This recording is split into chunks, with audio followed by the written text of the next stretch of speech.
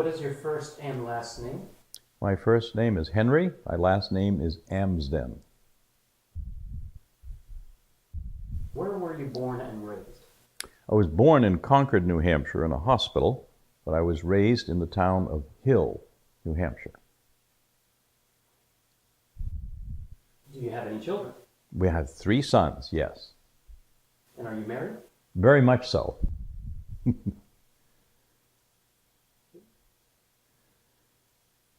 Do you have Lyme, or did you have Lyme in the past? You've asked the right question. The only diagnosis that I have was from a naturopathic MD. He's also not just a naturopathic, but he's also full MD, and that was babesiosis, which is one of the co-infections of the Lyme, of the Lyme-filled tick, as we say. When did you find out you had this infection? I found out something was terribly wrong, which would have been in July of 2010. Now, do you still have the infection? No one knows. All I can tell you is this. There is a history to how this came about, which is quite simple if you want to have me relate it here. I'm a land surveyor. I have to work out into the woods of New Hampshire where there are known many, many ticks. Every other tick in New Hampshire and southeastern New Hampshire is Lyme, has Lyme disease in it. And I was bitten by a tick in April of 2010. Fortunately, for the record, I couldn't get all of the mouth or parts of the tick out, and I had it surgically removed, which gives a paper trail. And so it was surgically removed at my doctor's office, and I was, of course, given a record of this. And the woman who took it out says, "Oh, yes, this is one of the bad ones." And she handed it very daintily, what remained of it. Didn't want to get anywhere near it. After that experience, when I was there, they gave me 2 pills. That's it. And then what happened later, I'm sure you'll get to that, but at least I had proof that I had bitten by a tick. However, the tick was not analyzed, so did it have Lyme? I don't know.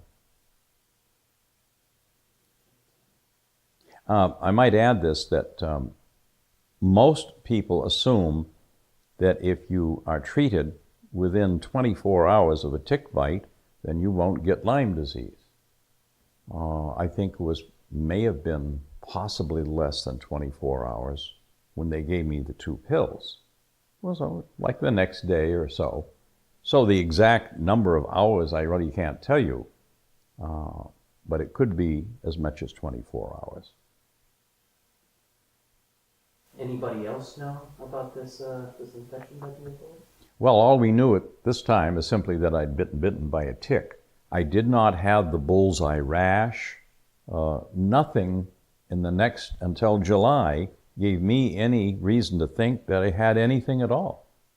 I was just as normal as ever.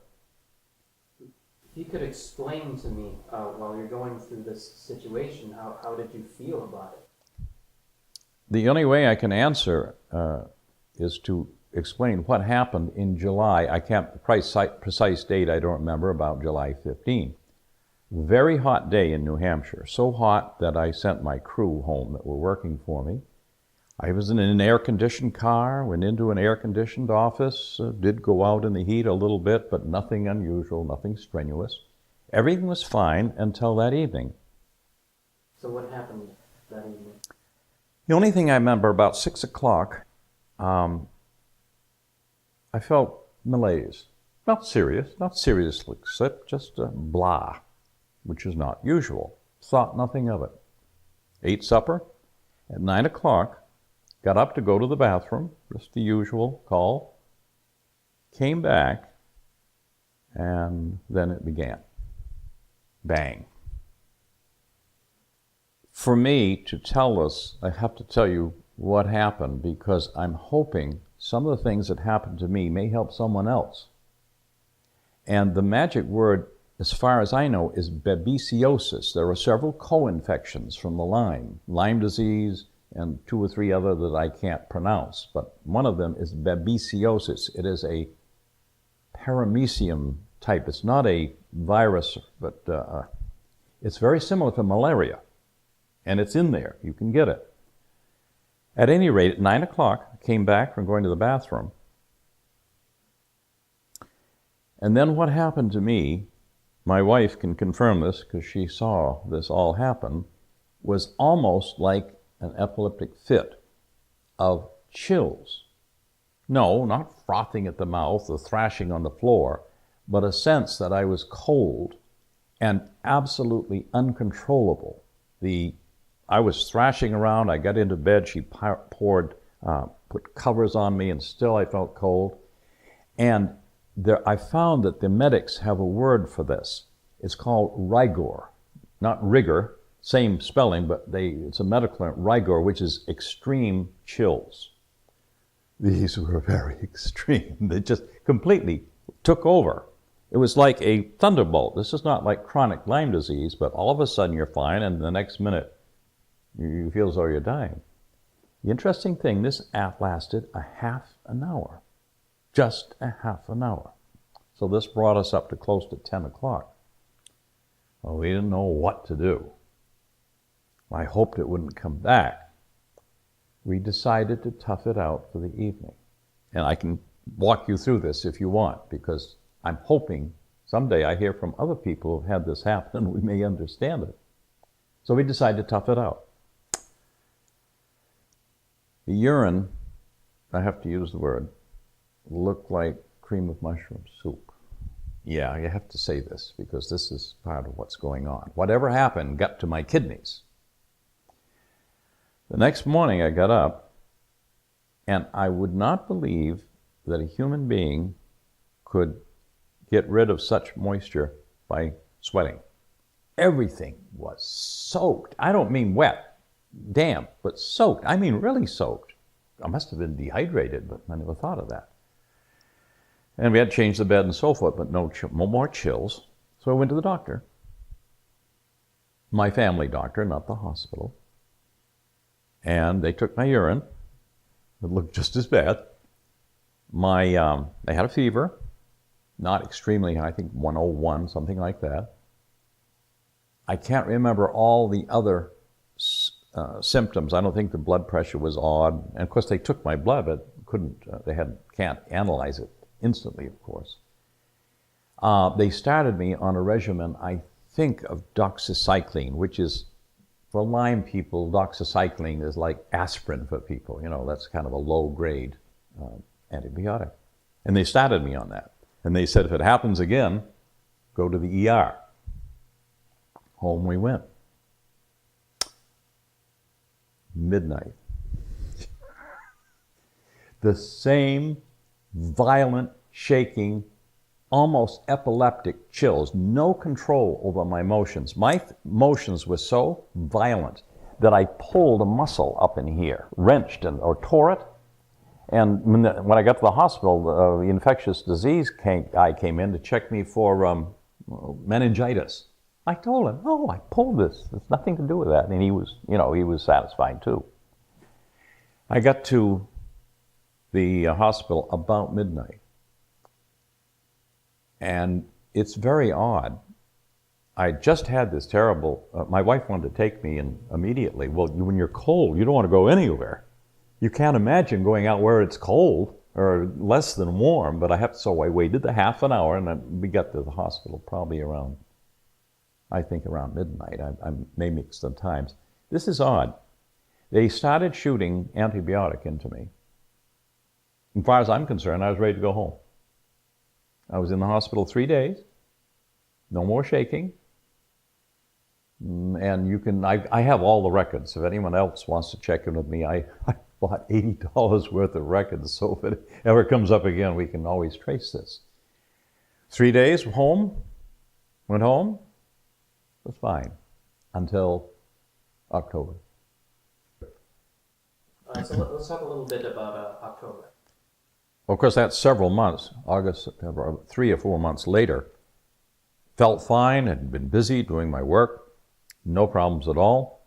In the middle of October, we took a ride just to change our minds. And when I got out, I had very unusual, almost like I was arthritic. I mean, joints all really hurt all of a sudden. And I would say it was about the same time, around 9 o'clock, bang, the same rigor, violent shaking, chills, and shaking to the point almost like an epileptic does, control. The same thing, 20 minutes to half an hour. Only this time we didn't wait right up to the emergency room. Interestingly enough, they started me on antibiotic probably about midnight. The next day, my doctor was Dr. Tony Hadjif. He was a Bulgarian. He was an excellent fellow. And when he came in that morning, he looked at the chart and he says, uh-oh, that's the guy I'm going to look at first. Something about the symptoms, concerned them. And of course, they started me on antibiotic. I had no more like shaking, chills, nothing. However, the x-rays, they thought it had gotten into the lungs this time. This is what's weird. Whatever it is weakening the system so that the term they use, opportunistic bugs, can come in and move in. So if it's the Lyme babesiosis that's doing it, all it's doing is weakening my system so something else that's hanging around can jump in and take over. This time, he took a lot of x-rays and thought there was a slight shadow in back of the lung. Kidneys were fine, everything else was fine. So they assumed that this time had gone into the lungs. I don't think I ever called them. But a few days later after the hospital, I did cough up a very faint bit of blood. So, which is consistent with pneumonia. In other words, that's what they thought it was, pneumonia. And this time they used, shall we say, industrial strength antibiotics. 3 days, I'm out. End of the hospitalization. The only thing left in the story is my naturopathic doctor, whom I saw shortly thereafter. So what happened with that doctor? There was no diagnosis for this. Nobody said, well, why did this happen? Nothing like this had ever happened. I was 2010, I was 74, I think. Well, come on. Nothing like this ever happened? How do I know it's not going to happen again? What's wrong with me? Oh, we fixed you, that's all. This is very tacky. They have to be careful what they say. Now, they all knew, and of course I made a point, hey, I had a tick removed back in April, you know. Well, it's not up to them to say, well, then you've got Lyme disease. But I obviously concerned it because we have Lyme disease in the family, as you well know. And I'm the fourth, if this is the case. And I found this naturopathic doctor right in Concord, fully fledged MD, but also naturopathic, and specializes in Lyme. And he did the following thing. He sent my blood sample to IGeneX in Palo Alto, California, and that is the supposedly most sophisticated test for Lyme or chronic Lyme. Came back negative. I remember because it was about an $850 test. Fortunately, I did not have to pay for it. Well, so what happened to the Lyme disease? Well, this was not long after being pumped full of industrial strength antibiotics, so I wouldn't think it would show anything. At any rate, there were no more tests. He looked it over very carefully and gave me a nice letter, which he sent to the infectious disease doctor at the Concord Hospital, Dr. Noble. I met him as well. But this gentleman's name, my doctor, was Dr. Lynn Durand, very good guy. But he sent a nice 2-page letter. My best diagnosis is babesiosis. That is all we have. One thing I'd like to throw in here. I read in Pamela Weintraub's book, it's kind of the Bible I don't remember the name of it, but it's the kind of the Bible for Lyme disease. Something about a group of surveyors on Cape Cod, this would probably in the 70s, all came down with babesiosis. No, not Lyme disease, not erychnum or all those other strange names, but babesiosis is an easy name to remember. I have yet been able to find out what happened to these guys, what was it like, what were their symptoms, and all that stuff. So here I am all alone with this one little diagnosis, babesiosis. Do I know that I have Lyme disease? No, I do not. All I know is what I've told you here. Nothing has happened since. Thank you. So did you, when you were going through this, did it stay just within you and your wife, or did you let everybody know what you were going through? I don't think there's anybody I didn't let know, especially where we had Lyme disease in the family. However, my understanding of the other 3 members of my family was genuine Lyme disease, the long chronic variety. There's nothing chronic about this. This was acute to the nth power. Bang, like this in July, bang in October. Well, that's not Lyme disease. People get regular Lyme. There is a Bergdorfier, I don't know the word, but for the real Lyme, there's a bullseye rash, they have aches and pains, and a rather gradual deterioration, usually over weeks. Usually not something acute like this. And that's about all I can tell you on that. Now, since you did tell as many people as you could, what was the general reaction to what you were going through from these people? Gee, we're sorry for you. This is perhaps one of the reasons I'm glad you're doing this. I have, on the net, tried to read the symptoms of babesiosis. Yes, serious, violent shaking, chills, and a few other things that corresponded with what I had.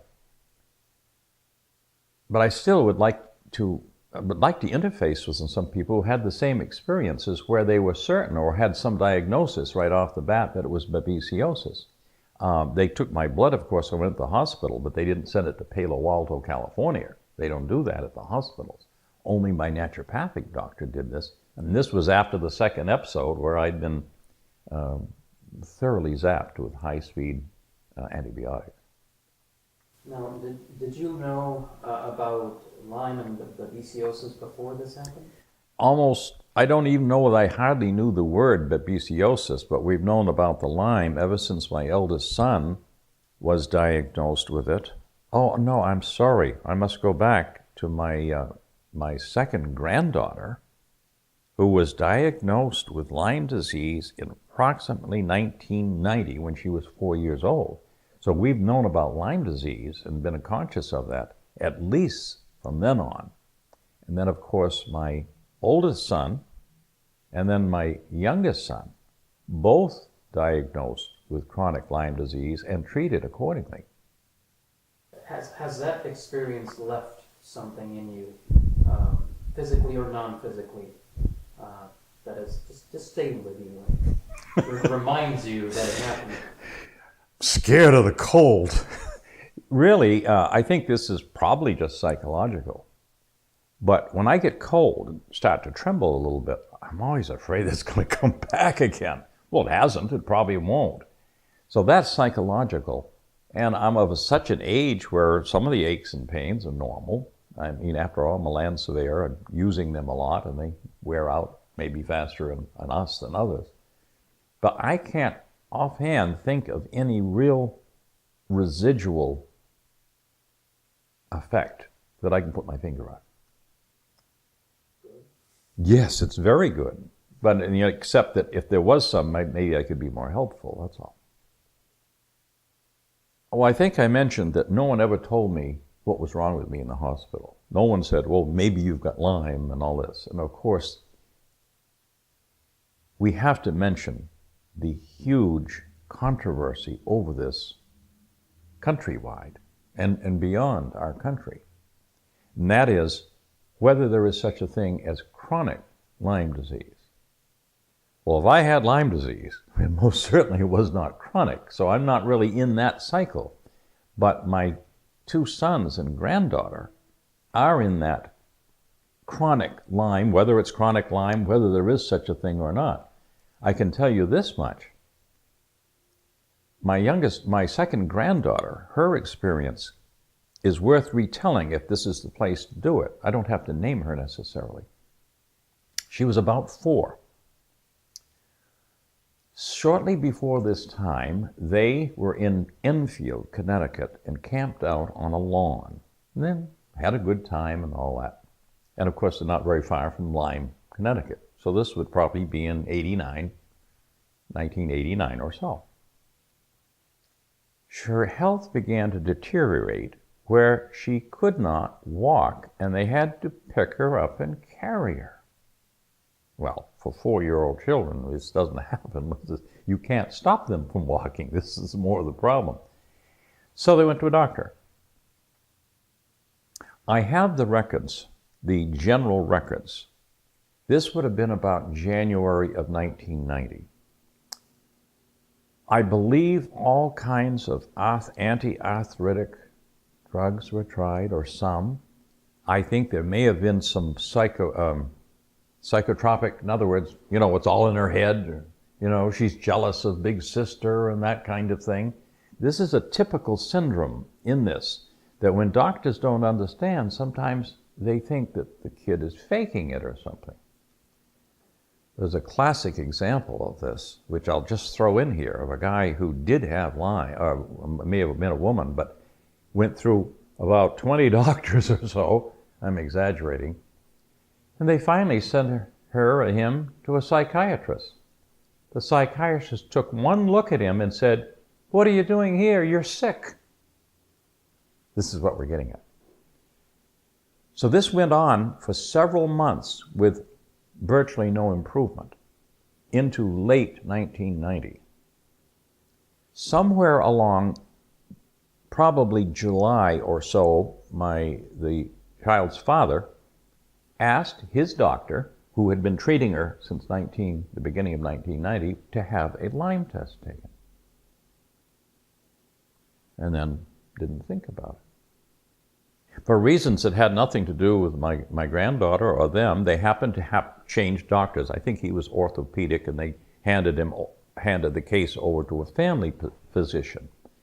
And so a couple of months later, after the Lyme test had been ordered by the child's father, they met with the new physician. He opened up the folder and said, "Oh, what are you doing for the Lyme disease?" It had come back positive, and they were never notified. Oh yes, we remember this at the time. I remember going and visiting her when her mother went in with her and so forth. She was in the hospital. She was put into the hospital, given antibiotic IV, and according to the report, the recovery was not instantaneous, but a matter of days, and she seemed to be as good as new. But there's a catch. There's a saying amongst Lyme people, and it's based on a great deal of evidence. Once those bugs are in, if you do not zap them immediately, they get in and they stay in. They go into the flesh, the organs, the muscles, the sinews, and so forth. And it's quite possible you never get them out. But if you're not aware, because you haven't been treated properly and sufficiently, there needs to be a follow-up antibiotic treatment if you're going to really get them all. This was not done in the case of my second granddaughter, and over the next 25 years, oh yes, there were a great number of symptoms that were not discovered until only a couple of years ago when she had the IGeneX test, which came back positive. But if you let it go, you're already a little late. What happened to your oldest son? My oldest son may have lost the following to Lyme disease. Now, I can't open him up and tell you. An excellent job, all his real estate, his marriage, and his health. We noticed it, this would be probably close to 10 years ago. They were living in Hopkinton near Concord, had their own house. They're doing very well. Both of them had good jobs. He had an excellent job. He was in with a school system where he was the one who connected, make sure the computers all talk to each other. Wonderful future. Two things. Feet were cold. Complained about his feet. Well, you know, in New Hampshire, we do things to keep our feet warm. No, nothing seemed to work. And he kept saying, I'm going to be out of a job. I'm just going to be out of a job. No. Well, he wouldn't say why. What's wrong? I mean, the people bad? No, because he had to travel around from school to school. He didn't sit in an office all day, somebody yapping at him. It was a nice job. To jump ahead a little bit, I got a phone call saying a number of months after this. Hi, Dad. How you doing? What are you doing? I'm sitting on a tractor in Florida. A lot of the strange things that happened seem to me to result from what turned out to be a positive chronic Lyme result from IGeneX. But this was only after going through many doctors, many medicines, and until that came back, and he got with a good Lyme doctor, he's one with now here in Florida, there was very grave concern what was going to happen. Can you tell me a little about your younger son? There's one parallel here. He walked out of an excellent job. The kind of a job where he could go in and threaten to quit and threaten to blow up the place and they'd give him a raise, that kind of thing. He has that ability somehow. He get all mad he's going to quit, not make enough money, they'd give him a raise and say thank you. That was the kind of a job it was. He walked out. That was obvious something was wrong then. Lost his house, which did not need to happen. And one of the key things I knew something was wrong, he had certain friends, one of his neighbors that used to help him. Just a good guy. And he started shedding friends also. And that was not good. I don't remember exactly when, yes, I do. Yes, we had a naturopathic person who finally persevered and sent his blood into IGeneX. And I believe she told him that the result was raging stage 2 chronic Lyme disease. That's not all. He went back and he had the regular CDC, you know, the one that the CDC and approved by FDA and so on, and that's positive too. The results are a mixed bag there. He did not respond to antibiotic as good as my oldest son, but the damage physically. A simple example.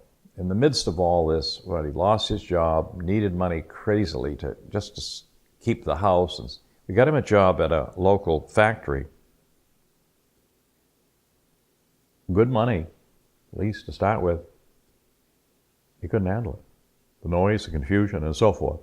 The psychological effect of whatever the bug does to you affected his ability to work in a noisy or confusing environment, even when he needs the money desperately. That's a general outline of my youngest son. What's his status right now? Has he had Lyme treatment or any type of treatment? Is he doing better? Is he doing worse? The Lyme treatment has been on and off. Sometimes he's gone to the same naturopathic doctor that I spoke of earlier.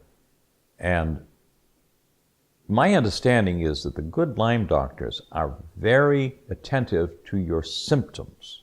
Not so much what the blood says and this and that, but what do these people tell them? And took him, now recently I believe he took him off antibiotic, but he's going to have him tested again by hygienics. Again, anyone who is familiar with Lyme knows these are murky waters, even for the best Lyme doctors and for the most obviously symptomatic patients. It still is murky waters, and people are beginning to recognize that. The other side of the coin is the CDC is slowly beginning to recognize there is such a thing as chronic Lyme disease. Of course, a number of us, or a number of others who have had it, know that. But they're slowly starting to recognize it as well. I probably should mention in New Hampshire, I helped the effort, a whole family helped to get a law through, which is on the books now, that you cannot prosecute a doctor for malpractice because he's giving more than the 30 days antibiotic for what they believe is Lyme. He has to toe the line otherwise, of course. But you can't go after him simply because he's going beyond the guidelines of 30 days from the given by the CDC. So what's the next step for that to continue to be passed? Oh, no, it has been passed on the books. If you go to the medical licensure site, obviously there's a website, as you know, for everything. I think it's right there in bold print where you can't miss it. No, can't go after them for, if they have made their diagnosis that they believe is Lyme disease, the Lyme doctor believes that, then they are entitled to go beyond the CDC guidelines and give antibiotics beyond their guideline. That's at the moment the end of it. That's where it stands. We have deer and moose in New Hampshire. My wife found this in print. Sometimes we'll have 100,000 ticks on them when they're killed or before they're killed. And to carry this one step further, I think it's the island off of Maine. I can't remember. It's the name will come to me. It's quite a ways off, and it was a lot of deer on the island. There's a year-round population. They were having all kinds of trouble with ticks and Lyme disease and so forth. They decided to kill all the deer. No more ticks, no more Lyme disease. The lesson is so obvious that the large animals, such as a deer or a moose, is acting as a vehicle for the ticks to be more of them. The chances are much greater if there are that many more ticks that one of them is finally going to bite a white-footed mouse and get the Lyme disease. The tick supposedly is born sterile, doesn't have Lyme disease or anything in it. And it has 3 feedings, 3 seasons. If it doesn't get to a white-footed mouse in those 3 seasons, there's no Lyme.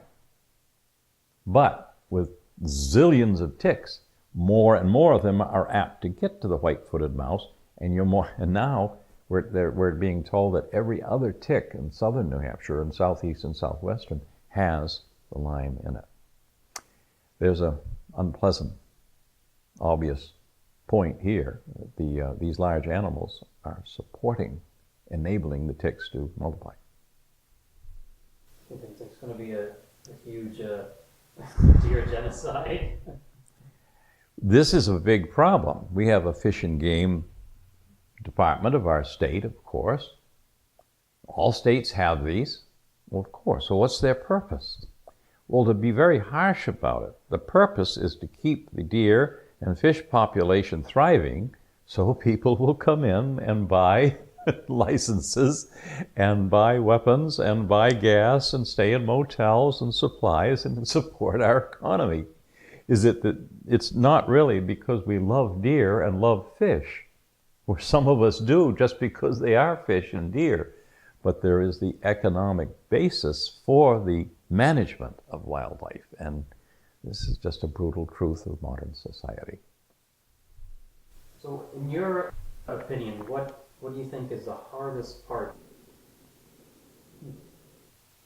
for people that contract these infections? I mean, I know that having the disease itself is very hard on a body and a mind.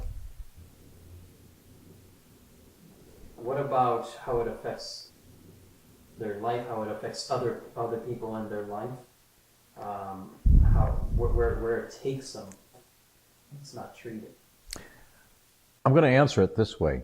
Imagine that you're a healthy person, you're going along every day, and all of a sudden you start bleeding someplace, very, very slowly. And not enough so you think there's anything seriously wrong, but you're bleeding a little bit faster than the blood is being replaced. So that it takes weeks, maybe months, before pretty soon you're getting so low on blood that you're in big trouble. That is try to say the same thing about Lyme. That once it gets in, it starts sapping all the functions. This can be just strictly seen to be only psychological, but the Lyme bug's going to get into the brain as well. So that's obviously very serious business. It can get into the heart muscles. I think these are rather rare. But the point is that this is nothing to be fooled with. This is a very serious thing because of its stealth. I think it's a good word. It is kind of a stealth disease. You can get bitten by the bug and it doesn't happen like what happened to me. But you're starting to go downhill and you've gone a long way downhill before you know it. This is what is so serious. And at that point, it is very difficult to eradicate. Really interesting how, I mean, a lot of the symptoms are very similar from person to person, but you also get different people are affected very differently with the same or possibly similar bug. Of course, I'm not a doctor, but after all, people are different and they react differently. Some people are very sensitive. For example, I have an allergy problem, which I don't think has anything to do with Lyme. Well, other people don't. Well, some people might react more violently to the Lyme bacteria or the Lyme bug than others, and that's just a difference in people. But I think that the Lyme itself and the bacteriological nature of it is a lot to learn yet. Well, you ask what can be done. Number one, prevention, of course. Now, I'm under Medicare. When I went in the hospital, those two times, must have cost, I don't even know, but it was a good many thousands of dollars. I never paid a nickel. The Lyme doctor sent this to Hygienics, $800 some odd. I never paid a nickel. But that's not the story we're hearing of other people who have been bankrupted by this thing. Well, I'm old being on Medicare, and my wife has an additional coverage too. Some people, this has been a lifelong total disaster. Because people, I think probably I should give you an example. When this hearings for this bill came up, a woman brought her daughter in. Oh my, you can Google her name, Victoria Arlen, A-R-L-E-N. And I think if you Google that, she'll come up, Lyme disease, New Hampshire, whatever. Her mother brought her in a wheelchair, and she looked catatonic. Eyes rolling like this, just sort of like this. It looked like a little kid. My understanding is that the origin of that was Lyme disease. However, that child was given treatment, oh golly, this would probably be 3 to 4 years ago, and she lost the use of her legs before she was brought into the hearing. But now she's an international swimming champion for people who can't use their legs. Victoria Arlen. Whatever they did to help her had dramatic effect because that poor child didn't look like she was going to live very long. When we saw her I videotaped that, so I have that at home and I'm sure it's around. There are a lot of strange stories out there, wonderful success stories, but every success story there's some 2 or 3 terrible, devastating destruction of people's lifestyle. Why do you think it is so difficult when it comes to being able to, not so much the medicines, but being able to get the resources to treat this type of disease? Well, the resources are antibiotics, which are in the market. You can go on the net and find them, various prices. But of course, these are not over-the-counter things, and you can't get them without a prescription. Doctor won't give you the prescription, you can't get the medicine. And even if you get them, they're sometimes prohibitively expensive. So either way, it's a tough road if you do or think you have Lyme disease. Until, this is something that I hope the people watching this will think about.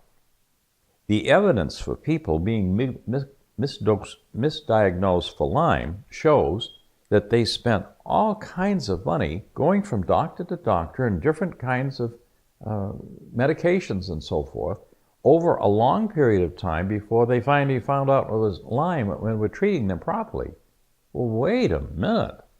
That cost a lot of money, didn't it? Of course it did. Never mind the human agony.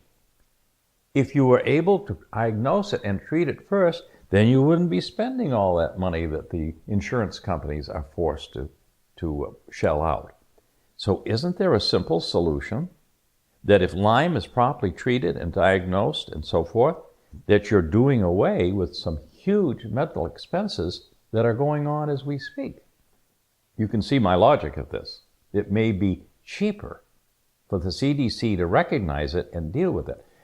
Of course, you do understand the reluctance to prescribe antibiotics is because they're very concerned that antibiotics will become ineffective and new bugs will develop that are resistant to them. Well, that may be so, but you can't tell that to someone who's dying of Lyme disease. They got to have the stuff just like they have any kind of medicine. That has to be number one. How you control the overuse of antibiotics, I don't know, but helping to cure someone or hold them in a good lifestyle who has Lyme is not overuse of antibiotics, in my view. But somehow there has to be a simple way of saying, look, you've got a problem, let's deal with it, and not make these people go through endless agonies before they find the right Lyme doctor. And then, of course, no reason why so many of the average doctors can't be doing this as well without fear of retribution. But then, of course, the insurance companies, if they will support the purchase of antibiotics and so forth, then these people will be treated and they won't have this huge expense that the insurance companies are already paying for. That's my point.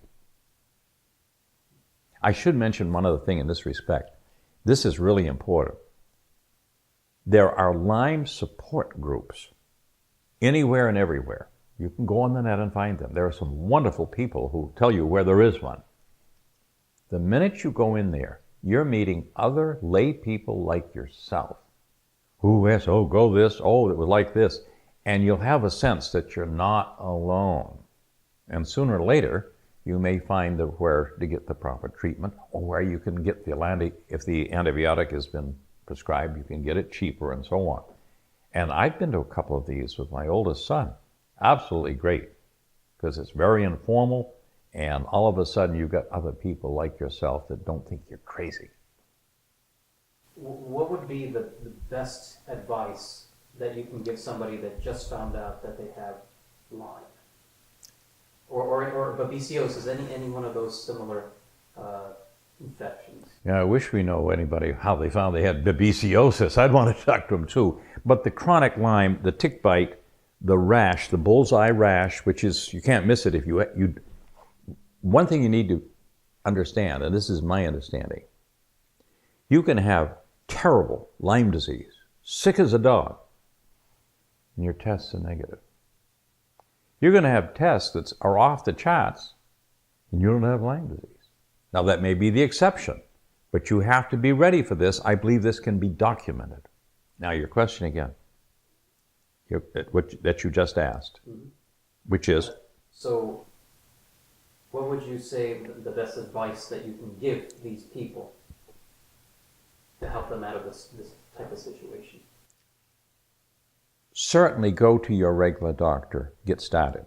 And if he turns that he simply won't listen, at least you've got a paper trail started, and he may have done some tests on you. You've got at least something.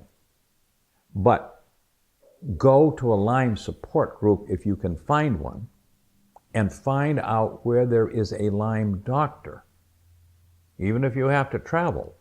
And when it's not going to work with your local doctor, at least try the Lyme doctor, rather than go to this whole long list of everything through psychotropic drugs before you try a Lyme doctor. So in other words, there's no reason to wait to go through that. If you don't have Lyme, hopefully that Lyme doctor will be able to tell you maybe something else. There are other diseases in the world other than Lyme disease. Well, this is a personal thing. But as you see God, get in touch with him. You can't go wrong. You may not have Lyme disease, and you may not be cured of it. But I think it's wise to think, at least this is my view, the Creator permits these things. That doesn't mean that it's okay to endure them. Beyond that, the simple things, first of all, the prevention. Know what a tick looks like. Know where they are. Be tuned in. It's pretty well known now. Yes, when you go out in the woods, there are ways of tucking your boots in. There is anti-tick sprays. There's a whole panoply of things for prevention, which I don't need to reiterate because it's well known. You don't always know if you were bitten by a tick. Sometimes they will do their thing and drop off before you find out. But if the tick is on there, oh my glory, go to a doctor. And you have the option of having that tick analyzed. In New Hampshire, it'll cost you big bucks. Other places, I believe, they will take the tick and analyze it for you. But if you've bitten and there's any chance, of course, any of the regular doctors will give you the short-term antibiotic, and you may be clean as a whistle. Beyond that, you've got to be tuned into what are the chronic symptoms or long-term, or anything that seems out of whack in your life. Like have violent shaking chills, you know something's wrong with you. Whether it's a tick that did it, hey, you're sick, do something about it. So just general health. You cannot go wrong with general health. Good exercise, diet, happiness, and that gets around to God again, but I won't go there.